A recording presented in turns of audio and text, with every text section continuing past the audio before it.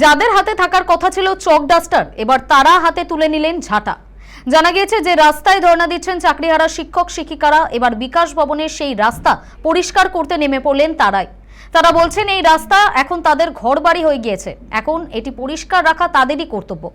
রবিবার সকালবেলায় দেখা গেল চাকরিহারা শিক্ষক শিক্ষিকারা এবং শিক্ষাকর্মীরা কেউ ঝাঁটা হাতে, কেউ বা নারকেল গাছের পাতা নিয়ে রাস্তা পরিষ্কার করছেন। সমাজ গড়ার কারিগর তারা, তাই স্বচ্ছতা বজায় রাখার বার্তাও দিলেন এই স্বচ্ছতা অভিযানের মাধ্যমে। উল্লেখ্য, বৃহস্পতিবার বেলা 12টা থেকে অবস্থান বিক্ষোভ চালাচ্ছেন চাকরিহারা শিক্ষক শিক্ষিকারা। শনিবারের পরে রবিবারও ছুটির দিনে তাই বিকাশ ভবন বন্ধ রয়েছে। তাই এদিন এই কারণে বড় কোনো কর্মসূচির ডাক দেননি চাকরিহারা শিক্ষক শিক্ষিকারা, যদিও তারা জানিয়েছেন যে এই আন্দোলন চলবে। রবিবার যোগ্য শিক্ষক শিক্ষিকা অধিকার মঞ্চের সদস্যদের কর্মসূচিতে যোগ দিচ্ছেন দৃষ্টিহীন, বিশেষভাবে দক্ষ শিক্ষকেরা। চাকরির দাবিতে আন্দোলন স্থলে বসে স্লোগান দেওয়ার কথা তাদের।